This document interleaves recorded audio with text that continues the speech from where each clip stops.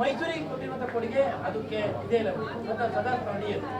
ನಿಮ್ಮ ಕನಸಿನ ಮೈಸೂರಿನ ವಿಚಾರದಲ್ಲಿ ಏನನ್ನ ಇಟ್ಕೊಂಡಿದ್ದಾರೆ ಹೆಂಗಸರ್ ಎದುರಾಗಿ ಅದೇ ನಮ್ಮ ನಿನ್ನೆ ನೀಡಿದ ಸಂದೇಶದಲ್ಲಿ ಅದೇ ಹೇಳಿದೆ, ನಮ್ಮ ಪೂರ್ವಜರು ಕೊಟ್ಟಿರ್ತಕ್ಕಂಥ ಕೊಡುಗೆಯಿಂದಾನೇ ನಮಗೆ ಇಲ್ಲಿ ಜನರು ಇದು ಸ್ವಾಗತ ಮಾಡಿ ಇಷ್ಟೊಂದು ಗೌರವ ಮರ್ಯಾದೆ ಕೊಡೋದು.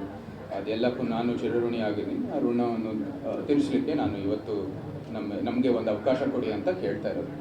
ಅದ್ರ ಜೊತೆಗೆ ನನ್ನ ಮುಂದುವರಿತಾ ಹೇಳ್ತೀನಿ, ನನ್ನದೇ ಒಂದು ಕನಸಿರುತ್ತೆ.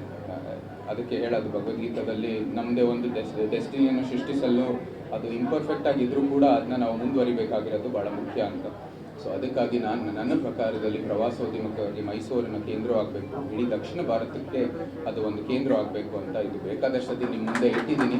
ಅದ್ರ ಜೊತೆಗೆ ನಿಮಗೆ ಗೊತ್ತಿದೆ, ಮೈಸೂರಿನಲ್ಲಿ ಸುಮಾರು ಅನೇಕ ಬ್ರ್ಯಾಂಡ್ ಮೈಸೂರಾಗಿ ಬೇರೆ ಬೇರೆ ಬ್ರ್ಯಾಂಡ್ಗಳಿದೆ. ಅದೆಲ್ಲನೂ ಕೂಡ ನಾವು ಪ್ರೋತ್ಸಾಹ ಮಾಡಿ ಮುಂದುವರಿತೀವಿ. ಮತ್ತು ಇಲ್ಲಿ ಪಕ್ಷದ ಮುಖಂಡರು ಇದ್ದಾರೆ, ಮಾರ್ಗದರ್ಶನ ನೀಡ್ತಾರೆ ಯಾವ ರೀತಿ ಇಂಥ ಎಲ್ಲ ಸಾರ್ವಜನಿಕ ಯೋಜನೆಗಳನ್ನು ಏನು ಬರ್ತಾ ಇದೆ ಕೇಂದ್ರದಿಂದ ಅದರ ಇಂಪ್ಲಿಮೆಂಟೇಷನ್ ಜಾರಿ ಹೇಗೆ ಮಾಡೋದು ಮತ್ತು ಅದು ಎಲ್ಲರಿಗೂ ಮುಟ್ಟಿಸೋದು ಅಂಥದ್ದು ಹೇಗೆ ಮಾಡೋದು ಅಂತ ಅವರ ಸಲಹೆಯೊಂದಿಗೆ ನಾವು ಮುಂದುವರಿತೀವಿ. ಅದು ಹೇಳಿದ್ವಿ, ಮಹಾರಾಜರು ಅಂತ ಅದರೊಂದು ನಂಬಿಕೆ ಇರುವಂಥದ್ದು. ನಿಜವಾಗ್ಲೂ ಸಂವಿಧಾನ ಪ್ರಕಾರ, ಕಾನೂನು ಪ್ರಕಾರ ಹಾಗೂ ದೇವ್ರ ಮುಂದೆ ಎಲ್ಲರೂ ಸಾಮಾನ್ಯ ವ್ಯಕ್ತಿಯನ್ನು.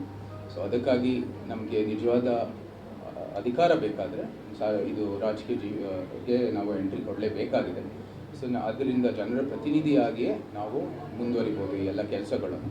ಅದರ ಜೊತೆಗೆ ನಮ್ಮ ತಾತನವರು ಇದೇ ಮೈಸೂರನ್ನು ಇದು ಭಾರತಕ್ಕೆ ಮರ್ಜ್ ಮಾಡಿದ ನಂತರ ಕಾರಣ ಏನಂದರೆ ನಮ್ಮೆಲ್ಲರಿಗೂ ನಮ್ಮದೇ ಒಂದು ಡೆಸ್ಟಿನಿ ಸೃಷ್ಟಿಸಲು ಅವಕಾಶ ಸಿಗಬೇಕು ಅಂತ.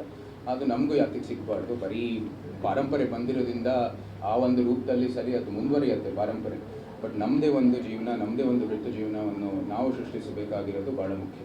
ನಿಮ್ಮ ಕುಟುಂಬದ ಎರಡನೇ ಇನ್ನಿಂಗ್ಸ್ ಅವತ್ತು ಭಾಳ ಡಿಫ್ರೆನ್ಸ್ ಇದೆ. ಏನು ತಪ್ಪು ಅನಿಸ್ತಾ ಇದೆ? ಯಾಕಂದರೆ ಈ ಸತಿ ನೀವು JDS ಕೂಡ